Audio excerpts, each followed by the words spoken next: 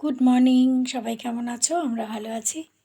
আশেপাশে কাছে দূরে যে যেখান থেকে আমাদের ব্লগ দেখছো, আশা করি সবাই খুব ভালো আছো। তো আজকে ভাবছি যে প্রত্যেক দিনের মতন একটু ব্লগ না বানিয়ে যদি একটু বাস্তু নিয়ে আলোচনা করা যায়। বাস্তু মানে হচ্ছে যা মানলে আমাদের ঘরে সামান্য কিছু পরিবর্তন করলে ঘরের অনেক উন্নতি হয়। জল, অগ্নি, বায়ু, আকাশ, মাটি, এই মৌলিক উপাদানগুলো নিয়েই হচ্ছে বাস্তু। এগুলোর মধ্যে ভারসাম্য রাখাই বাস্তু। তো যাই হোক, প্রথম পয়েন্ট সেটা হচ্ছে সকালবেলা উঠেই সমস্ত দরজা জানলাগুলো আমাদের খুলে দিতে হবে, যাতে সূর্যের আলো পর্যাপ্ত পরিমাণে ঘরের মধ্যে ঢুকতে পারে। আজকাল তো সবাই ছোট ছোট ফ্ল্যাটে থাকা অভ্যেস, কিন্তু তার মধ্যেও যতটুকু সম্ভব বাইরের আলো প্রবেশ করতে দেওয়া খুব জরুরি। নেক্সট পয়েন্ট হচ্ছে দেয়ালের রং। দেয়ালের রং সবসময় প্রাণবন্ত আর আধুনিক হওয়া উচিত। ঘরের রং আমাদের চোখকে যেমন আরাম দেবে, তেমনি আমাদের মনকেও শান্ত করবে। সারাদিন পর যখন ঘরে আমরা ফিরি সারাদিনের ক্লান্ত অবস্থায়, তখন ঘরে ঢুকে যে মনটা শান্ত হবে, মনটা খুশিতে ভরে উঠবে, সেরকম রং হওয়াই উচিত। তো ঘরের জন্য হলুদ, কমলা বা গোলাপি হওয়া উচিত। আজকাল অনেকের বাড়িতেই দেখা যায় যে ঠাকুর ঘর বা ঠাকুরের সব ছবি বা ঠাকুরের ছোট সিংহাসন রান্নাঘরে মানে কিচেনে রাখা, কিন্তু সেটা কিন্তু একদমই উচিত না। ঈশ্বর হচ্ছেন আমাদের ভরসা আর বিশ্বাস, সুতরাং ঈশ্বরকে আমাদের ঘরের এমন একটা জায়গায় স্থাপন করা উচিত যেখানে আমরা প্রাণ ভরে বসে ঈশ্বরকে রাখতে পারবো। আর পুজোর জন্য সবসময় ঈশান কোণ মানে নর্থ ইস্ট খুব জরুরি।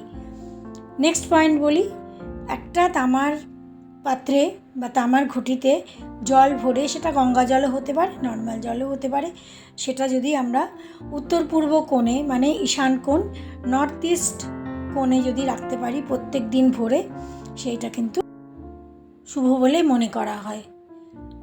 নেক্সট পয়েন্ট হচ্ছে, আমরা আজকাল ম্যাক্সিমাম লোকেরাই তো ফ্ল্যাটে থাকি, আর ফ্ল্যাটে যেভাবে সমস্ত কিছু তৈরি করা, রান্নাঘর, বাথরুম, সমস্ত কিছু যেভাবে তৈরি করা, সেগুলো তো আমরা ভেঙে তৈরি করতে পারি না।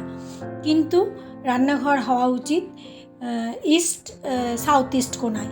যদি সাউথ ইস্ট কোণায় নাও হয়, তখন কিন্তু আমরা যখন রান্না করব তখন আমরা রান্নার সময় আমরা মানে চেষ্টা করব যে যাতে পূর্ব দিকে মুখটা ঘুরিয়ে রান্না করতে পারি। তার সঙ্গে আর একটা পয়েন্ট যেটা আছে সেটা হচ্ছে, যখন আমাদের মনে রাগ হবে, অশান্তি হবে বা দুঃখ হবে, সেই সময় কিন্তু রান্না করলে সেই রান্নার ভাইব্রেশন রান্নার মধ্যে যাবে। রান্না করার সময় সবসময় কিন্তু মন খুশি রাখতে হবে, যে রান্নাটা আমি করছি, যাদের জন্য করছি তাদের জন্য গুড ভাইব্রেশন তার মধ্যে থাকা উচিত। নেক্সট পয়েন্ট হচ্ছে তাজমহলের ছবি। অনেকেই দেখি তাজমহলের ছবি বা শোপিস ঘরে রাখে, সেটা কিন্তু একদমই উচিত না। নেক্সট পয়েন্ট, আমরা যে যেখানে থাকি, যেমনভাবে থাকি, সেই জায়গাটাকে সুন্দর করে সাজিয়ে রাখা। দেওয়ালে সুন্দর ছবি, কোনো জটিল ছবি বা কোনো জন্তু জানোয়ারের ছবি দেওয়ালে একদমই হওয়া উচিত নয়।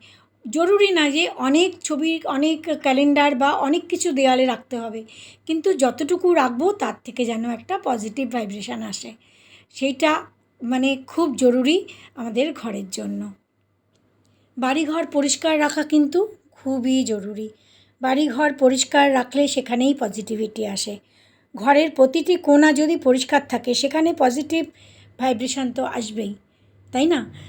যে কোনো জিনিস, যে কোনো ক্ষেত্রে পজিটিভ ভাইব্রেশন আসা খুব জরুরি, আর তার জন্যই ঘরের প্রত্যেকটা আসবাবপত্র, প্রত্যেকটা কোণা আমাদের খুব পরিষ্কার পরিচ্ছন্ন করে রাখা উচিত।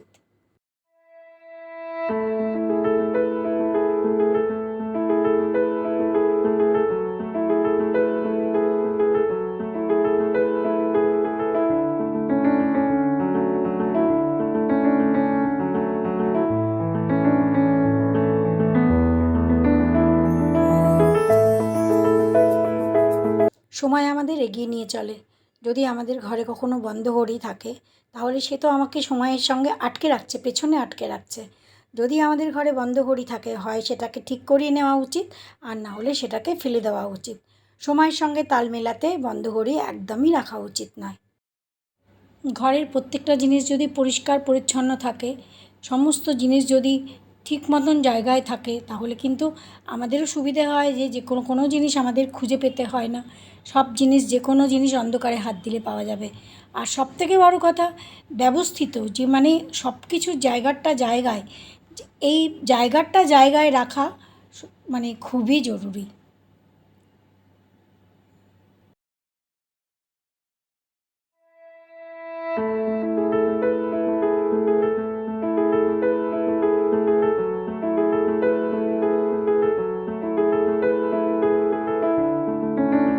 ঘরে অ্যাকোরিয়াম রাখাকে কিন্তু শুভ বলা হয়। আর তাতে 9টা মাছ রাখা, 9টা বা 11টা মাছ রাখতে হয়। কিন্তু অ্যাকোরিয়াম রাখলেই হবে না, অ্যাকোরিয়ামকে সেটা নিয়মিত পরিষ্কার পরিচ্ছন্ন করে তাদের রাখতে হবে। পরিমাণ মতন জল দিয়ে তাদের খাবার দেওয়া, তাদের দেখাশোনা করা, এগুলোও করতে হবে।